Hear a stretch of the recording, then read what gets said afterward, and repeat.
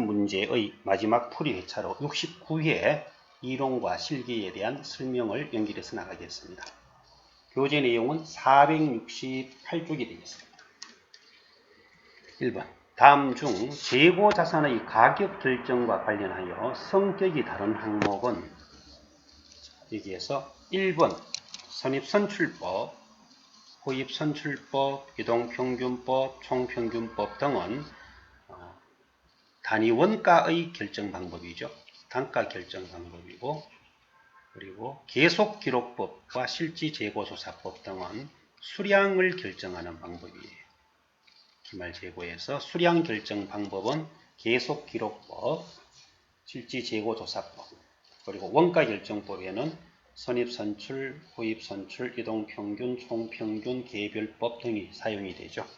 2번 다음 자료를 이용하여 유형자산에 대한 감가상각을 실시하는 경우 연수합계법이라면 내용연수가 5년일 때 상각 대상금액에 대해서 1에서 5의 누계를 내면 15가 나와요.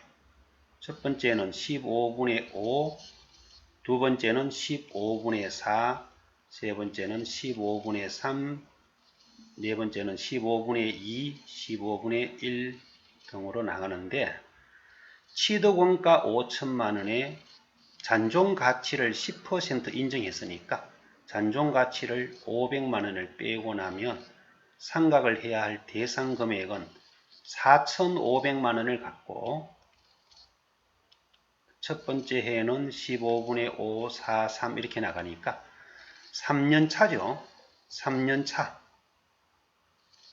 장부금액을 물었나요?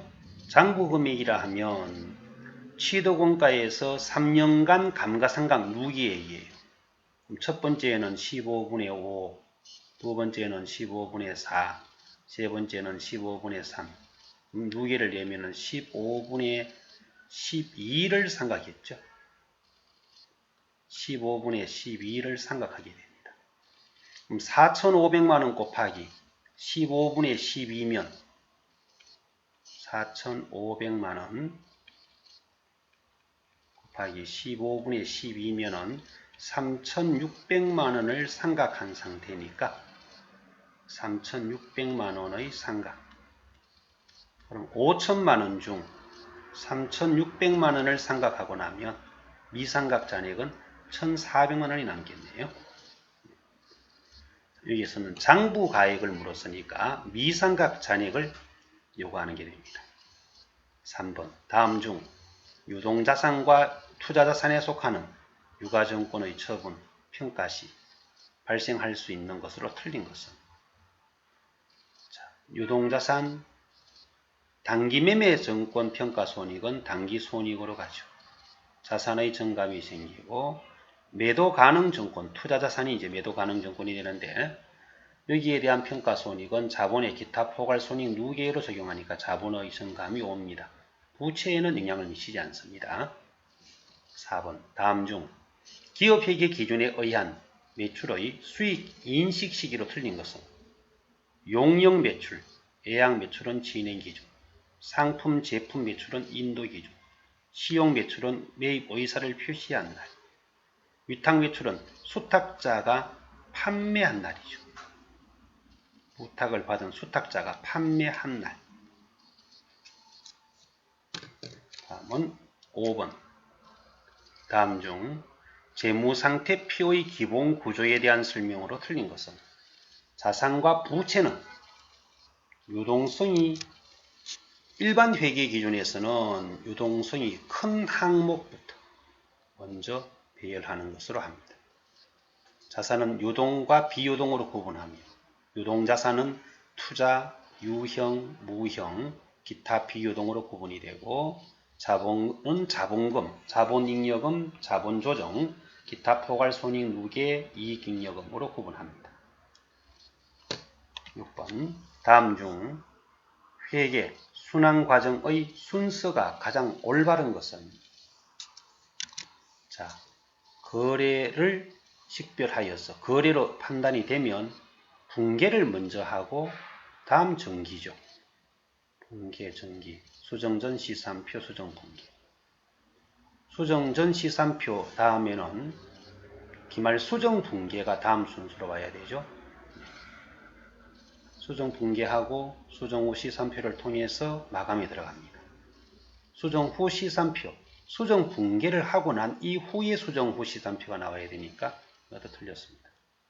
기말 수정분계하면 수정 후 시산표를 만들어서 수정 내용을 반영한 장부 기록의 정확성을 확인하고 수익 비용 계정 마감하고 집합 손익 계정에 집계하여 순손익 산출한 뒤에 자산 부채 자본 계정 마감하여 재무제표를 작성하는, 이게 결산 진행의 정상적인 절차가 됩니다.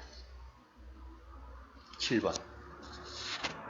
부패시효는 대손 충당금을 보충법에 의해 설정하고 있으며 매출 채권 잔액의 1%.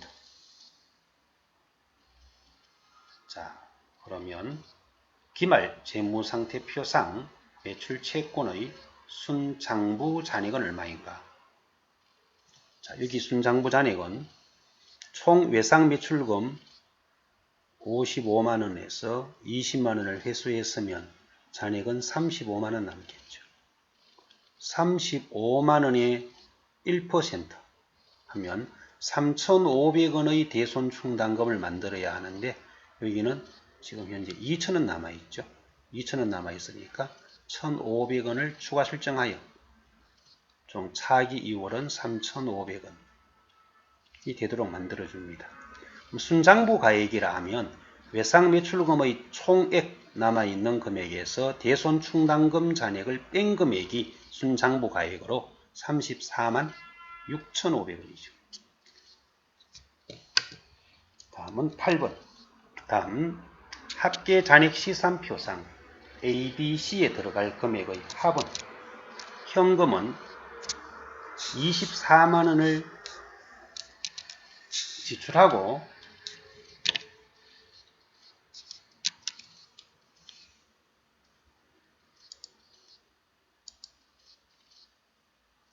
현금은 24만원을 지출하고도 남아있는 잔액이 만원 남아있으면 여기에 올 금액은 23만원이 되어야겠죠. 23만원. 5만원. 25만원이 되어야지만 24만원을 지출하고 만원의 잔액이 남게 됩니다. 외상 매출금은 31만원 감소하고 2만원 잔액이 남기 위해서는 여기 금액은 33만원. 외상 매입금은 11만원 감소하고 만원 남기 위해서는 정가액은 12만원. 이렇게 하여 A, B, C에 들어갈 금액 셋의 합계는 70만원이 되나요? 예, 70만원. 잔액은 항상 합계 금액이 큰 쪽에 차이만큼의 잔액이 남죠. 25만원, 33만원, 12만원. 9번. 다음 중 원가에 대한 설명으로 가장 틀린 것은 원가란 재화 용역을 얻기 위하여 희생된 경제적 자원이며 매몰 원가란 이미 과거에 지출된 원가로서 현재 경영자가 통제할 수 없는 과거 의사결정으로 발생한 원가입니다. 추적 가능한 원가는 누가 사용되었다라는 것을 명확히 구분할 수 있는 것으로 직접비라 하며 직접 재료비와 직접 노무비를 합한 것은 기초원가 또는 기본원가라 하고 가공원가라 하면 직접 노무원가와 제조 간접원가 이것을 가공원가라 하죠. 다음은 10번. 다음 중 보조부문 원가의 배부 방법에 대한 설명으로 옳지 않은 것은 상호배부법은 보조부문 간의 용역 제공을 모두 고려하는 가장 정확한 방법이나 계산 과정이 좀 복잡한 단점은 있습니다. 단계배부법은 보조부문의 우선순위에 따라서 이제 우선순위를 결정하여 배부하고 배부 결과가 오히려 직접 배부법보다 왜곡되는 경우도 발생할 수는 있다. 가능한 말이긴 합니다. 직접 배부법은 보조부문의 자가 용역도 고려하여 1차적으로 배부한 후에 여기에 자가 보조 직접 배부법은 다른 보조 부문에 제공한 것을 무시하는 것인데 자기 보조 부문에다가 용역을 제공하는 자가 용역은 고려하는 경우는 없습니다. 일반적으로 원가 배부는 인과관계에 따라 배부하는 것을 가장 합리적인 방법으로 인정을 합니다. 11번 평균법으로 종합원가 계산을 하고 있다. 기말 제공품은 200개, 재료는 공정 초에 투입되고 가공비 완성도는 70%면 140개가 환산량이 되겠죠. 완성품 환산량 단위당 재료비 가공비가 재료비는 착수시 투입이니까 200개 가격이에요. 350 하면 7만원 하고 가공비는 환산량으로 가니까 140개 200원이면 28,000원 이렇게 하여 둘을 더하면 기말 제공품 원가는 98,000원 되겠습니다. 12번 다음 자료에 의하면 당기 총 제조 원가 당기 총 제조 원가는 직접 재료비, 직접 노무비, 제조 간접비인데 직접 재료비와 직접 노무비를 합한 게 기초 원가죠. 기초 원가가 150만 원이라고 나와 있으니까 여기에서 제조 간접비의 금액만 더해주면 됩니다. 제조 간접비는 간접 노무비, 공장 세금과 공과, 공장 임차료, 기계 감가상각비, 공장 전력비 이게 전부 제조 간접비에 속하네요. 그럼 150만 원의 기초 원가 플러스 제조 간접비 내서의 금액은 70만 원 더해주면 220만 원 나오겠습니다. 제조 간접비 합계가 70만 원, 기초 원가가 150, 제조 간접비가 70이에요. 13번 다음 중 부가가치세, 매입세액으로 공제되는 것은 매입세 공제 가능한 것은 기계 부품 제조업자가 원재료를 매입하고 신용카드 전표 수취했으면 매입세 공제 가능합니다. 농산물 도매업자, 배추는 면세 품목이에요. 그럼 면세 사업자가 과세 품목을 매입하면 매입 불공 적용받습니다.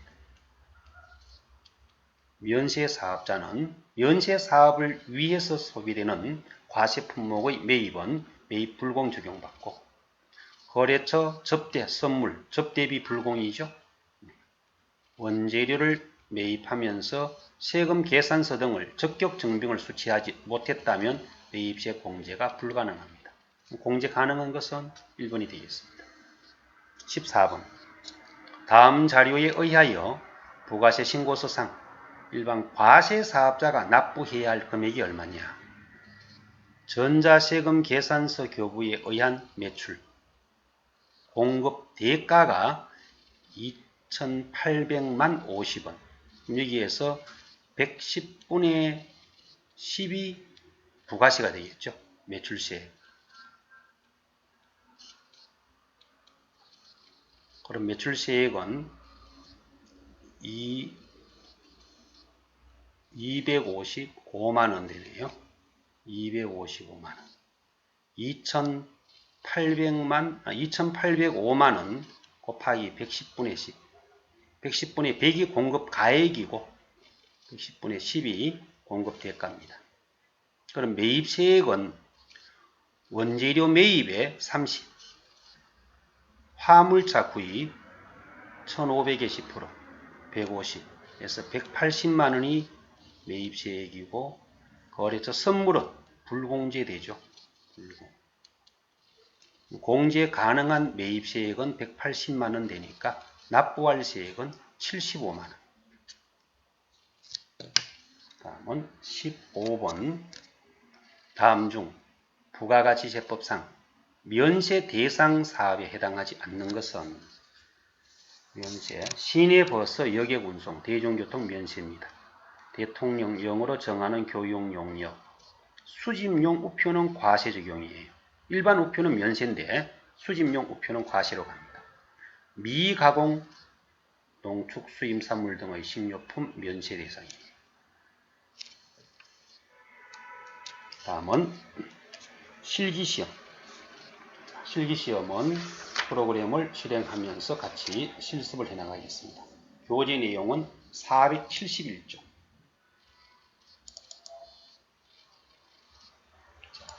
회사 코드는 전산회계 1급의 회사 코드는 369.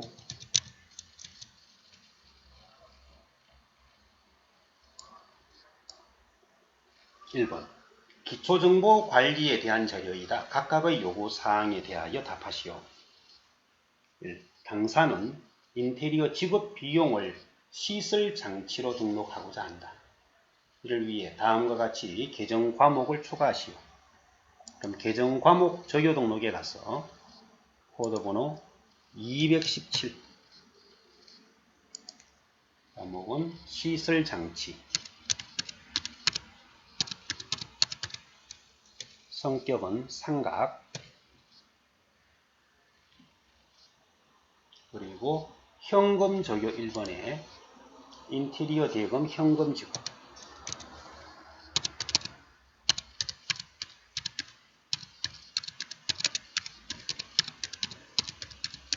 이렇게 해서 계정 과목과 적요 등록이 되었고요. 2번. 정기분 원가 명세서에 입력된 내용 중 수선비가 230만원이 아니라 320만원이고 차량 유지비가 320이 아니고 230이다. 자, 그럼 정기분 원가 명세서 들어가서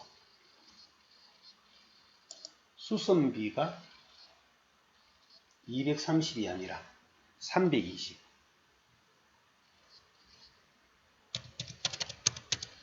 그리고 차량 유지비가 320이 아니고 230. 그러면 여기는 원가의 경비 항목 내에서 서로 90만원 증가, 90만원 감소되어서 단기 제품 제조 원가에 변화가 없었죠. 그러니까 이 부분만 수정하면 되는데, 만약에 이 단기 제품 제조 원가에 영향을 받는 수정이 있었다면 이 자료를 다음 28620을 정기분 손익계산서에 가서 단기 제품 제조 원가 수정을 해줘야 하고요. 여기는 지금 금액이 뭔가 맞지 않죠. 23760 다시 보겠습니다. 정기분 원가 명세서 들어가서 단기 제품 제조 원가가 28620이에요. 28620.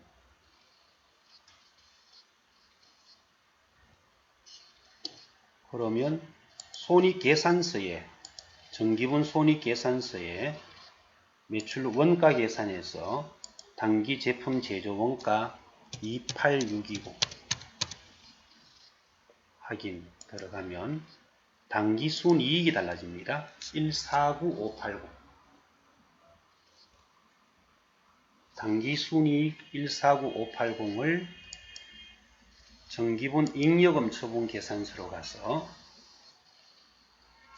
149580 들어가면 메뉴에 미처분 이익 잉여금이 184597000 메뉴에 있는 이 금액이죠.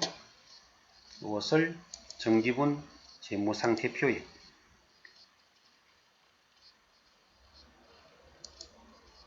이 금액은 지금 현재 수정이 되질 않았네요. 그러면 이제 대차 차익이 없는 걸로 봐서 이 부분은 손을 대면 안 되겠습니다. 자, 이것은 전체 정기분 데이터에 대해서 일단 문제 출제 오류로 볼 수 있는데요. 이 부분은 수정하지 마시고, 이걸 만약에 수정하시게 되면 요 대차 차익이 발생해서 단기 결산을 진행할 때에 에러 부분이 발생할 수가 있습니다.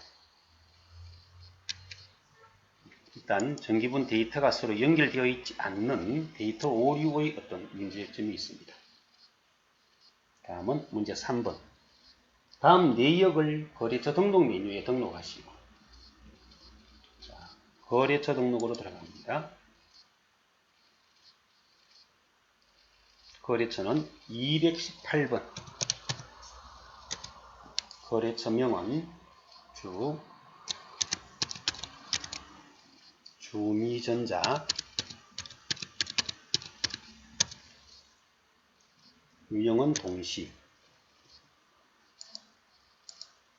사업자 번호 125-81-12518,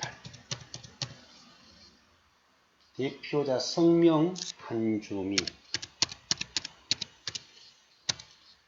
업태 종목은 제시가 된 게 없죠. 일단 제시된 자료만 갖고 등록사항에 반영을 해주시면 되겠습니다. 다음은 문제 2번. 다음 거래 자료를 일반 점표 입력 메뉴에 추가 입력하시오. 일반 점표의 모든 거래는 부가가치세를 고려하지 말고. 교재 472쪽에 가서 일반 점표 입력 8월은 거래 자료가 하나 있죠. 8월 27일로 바로 들어가겠습니다. 영업부 임직원의 안정적인 퇴직금 지급을 위해 제1금융에 확정급여용 DB형이면 퇴직연금 운용자산으로 처리를 하죠. 950만원을 보통예금 계좌에 세치했는데 이 중 10만원은 수수료 비용이다. 그럼 예치 적립되는 것은 10만원을 차감한 잔액인 940만원입니다. 차변에 퇴직연금 운용자산 940만원, 역시 차변에 수수료 비용, 여기는 831번 판관비 수수료 비용으로 잡아주시면 됩니다. 대변에는 보통예금 950만원. 다음은 9월은 11일 상품 매입에 따른 택배 요금을 다음의 증빙과 같이 우체국에 현금 지급하였다. 자, 택배 요금이면 매입에 따른 운임이니까 매입 재비용으로서 상품 원가에 포함해야죠. 그래서 출금 전표에 상품 금액은 430만원. 이게 매출에 따른 비용이라면 800번대 운반비로 처리하시면 되는데 매입에 따른 운임이니까 상품의 원가에 포함합니다. 19일 유전기업에서 원재료 400만원을 구입하면서 계약금으로 지급한 40만원을 차감한 잔액을 약속어음으로 발행하여 지급하다. 그럼 차변에는 원재료 금액은 400만원, 대변에는 선급금, 거래처는 유전기업,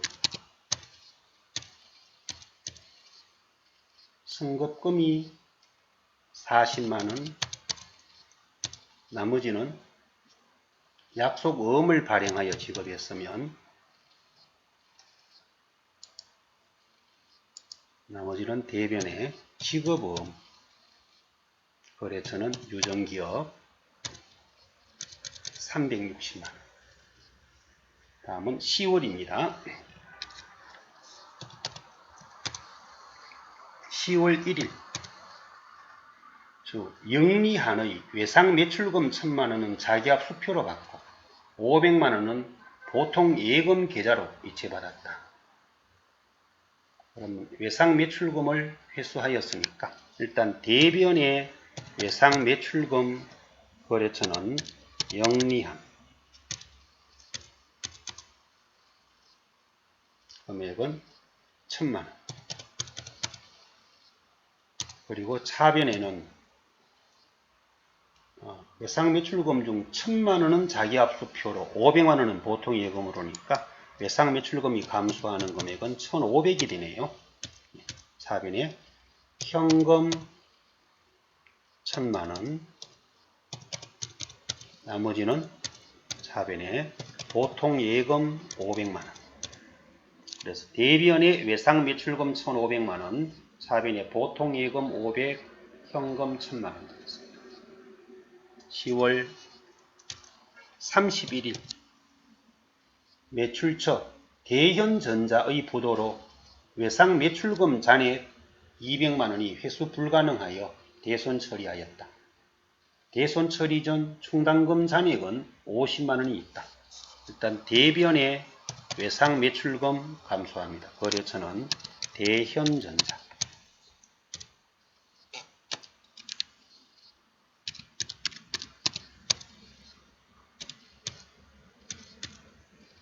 금액은 200만원. 차변에는 대손 충당금. 충당금 잔액이 50만원 있다 그랬죠. 나머지는 대손 상각비. 충당금 잔액이 부족한 부분은 대손 상각비로 처리하면 되겠습니다. 다음은 11월 17일 제품 1개를 거래처에 견본으로 무상 제공했다. 견본비 계정으로 처리할 것. 자, 여기에서 제품을 거래처에 견본으로 무상 제공한 것은 이 부분은 견본 제공은 본래가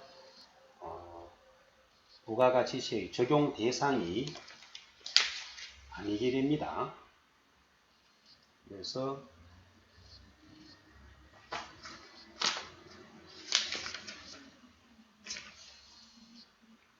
이 부분은 날짜가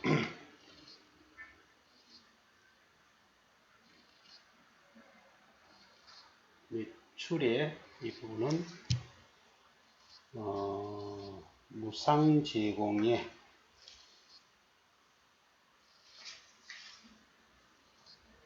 자, 차변에는 견본비로 바로 처리해 주시면 되겠습니다.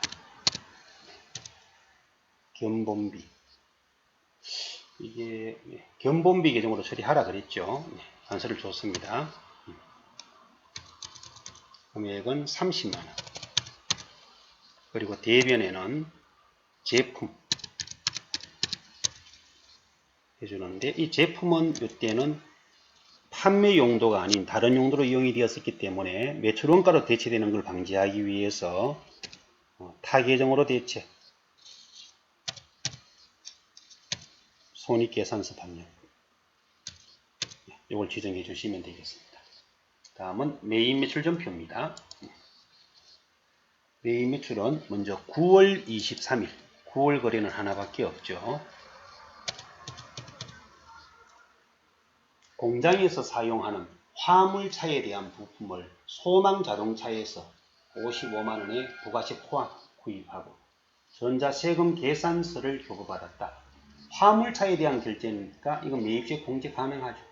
세금은 다음 달 말에 지급하기로 하고 차량 유지비로 처리한다.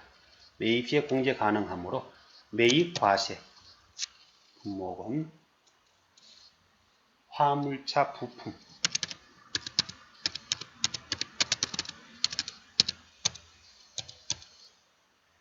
금액은 50만원에 5만원. 거래처는 소망자동차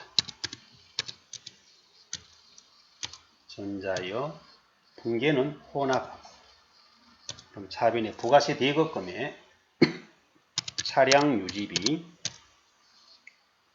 공장용이면 500번대 차량 유지비입니다.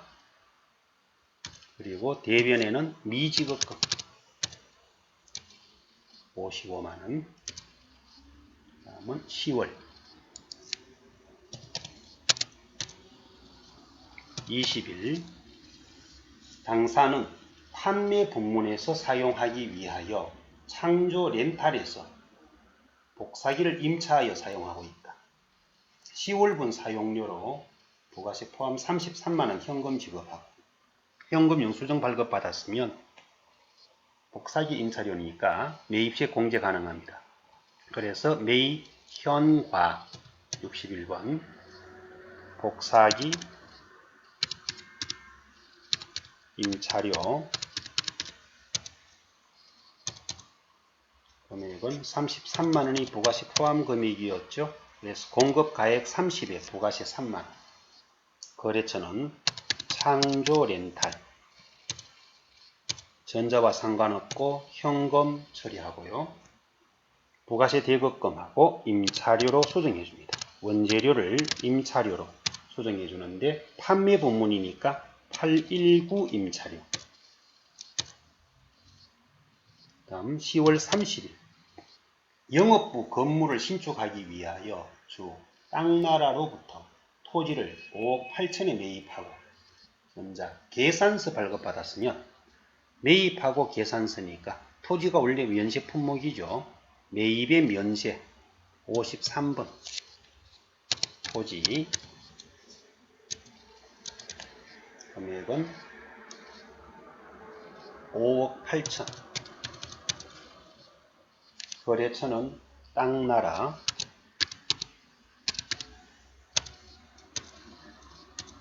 전자여 붕괴는 혼합 그래서 차변에 원재료가 아니고 토지죠. 네, 토지구입. 그리고 대변에는 3억은 수표 발행 취급. 그러면 당좌 예금이 3억에 나머지는 약속음을 발행하여 준 것은 주된 영업 활동이 아닌 용도로 이용되었으니까 미지급금 과목을 사용해 줍니다. 여기가 30만 원이 아니라 3억에 미지급금은 2억 8천. 다음은 11월 2일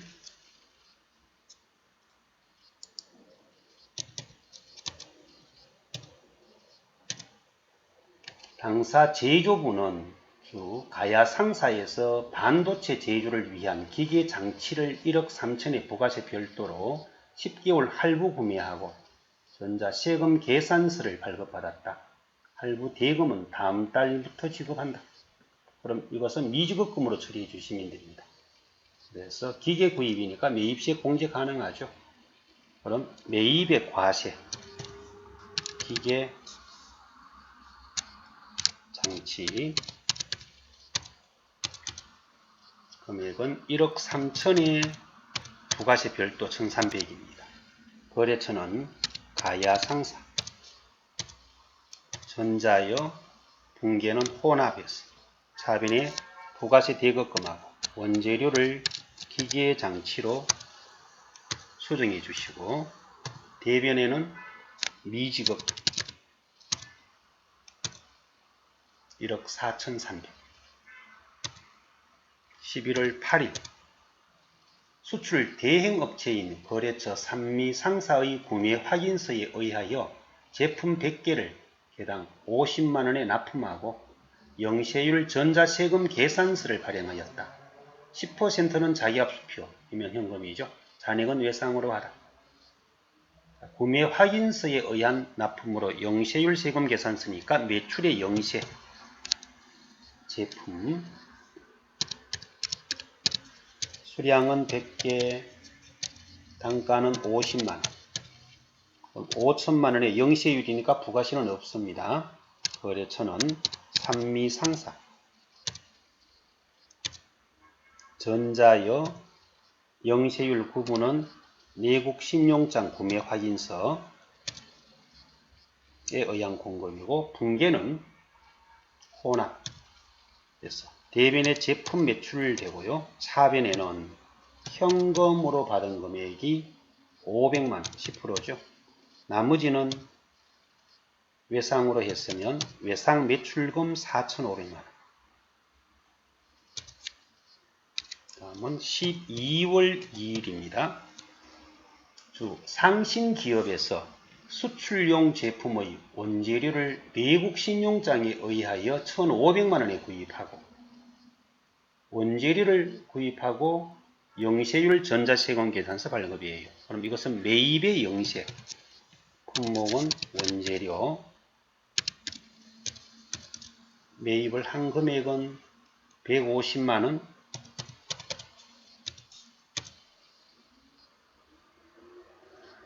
그리고 거래처는 상신기업 그리고 전자여 붕괴는 여기는 외상으로 해주면 되겠네요. 그리고 미국 신용장 개설은행에서 아직 지급을 하지 않았으면 우리 회사가 상신기업에게 바로 지급을 해야 되고, 은행에서 지급했다라고 한다면 이 외상매입금 거래처는 은행으로 변경이 되어야 하는데 아직 결제가 되지 않았으니까 은행으로 변경되지는 않습니다. 다음은 문제 4번. 일반 전표 입력 및 매입 매출 전표에 입력된 메뉴 중에 오류가 발견되었다. 확인 정정하시고 10월 2일 33만원 부가세 포함 금액을 현금 지급하고 복리 후생비로 일반 전표 입력하였으나 고성식당에서 매출 거래처 회식비를 지출하고 현금 영수증 수령한 것이다. 그러면 일반 전표 입력에 10월 2일 복리 후생비 33만원 되어 있는데 이게 매출 거래처 회식비라고 한다면 복리 후생비가 아니라 접대비가 되어죠. 매출 거래처니까 813 접대비.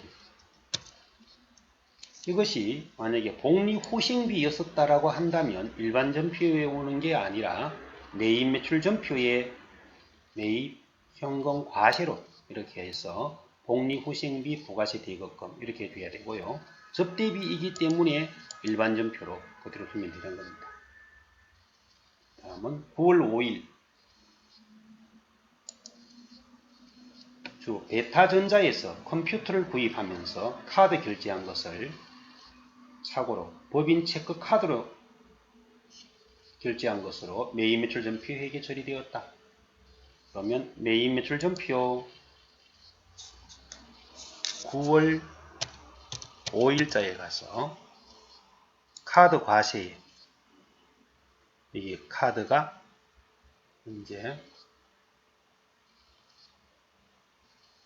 법인 신용카드, 국민카드로 결제한 것인데, 자, 여기에 다시 가서 국민카드로 결제한 것인데, 법인 체크카드, 국민은행으로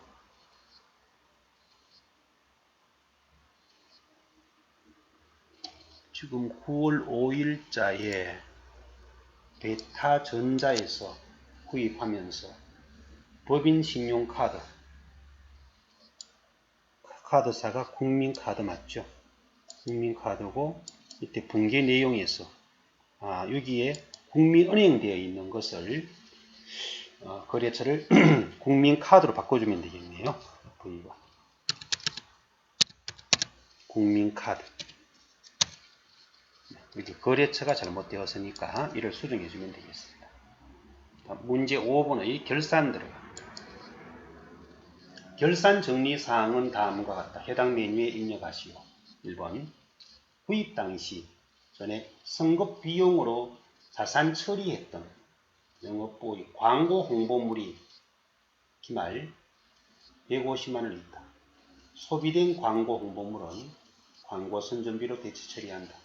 그럼 선급 비용으로 500만원 처리되어 있는데 이 중에 미사용 잔액이 150만원 남아 있으면 사용된 금액이 350만원 되겠죠. 사용된 금액을 광고 선전비로 대체 정리하고 선급 비용을 제거해 주면 되겠습니다. 그래서 12월 31일자 4번에 광고 선전비,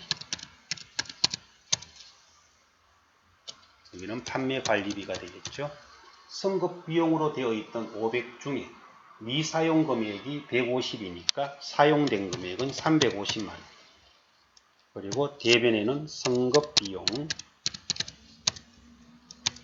350만원. 2번 장부상 장기 차입금 중에는 안드로손사의 장기 차입금 1100만원 포함되어 있다. 그런데 만불이죠. 기말 환율은 1150원이면 만불 곱하기 1150원 하면 1150만원이 되어서 부채가 50만원이 증가하네요. 그럼 갚아줘야 될 부채가 증가하면 그만큼은 환산으로 인한 손실이 발생하죠. 4번에 외화 환산 손실 금액은 50만원. 그리고 대변에는 장기 차익금은 거래처 앤더슨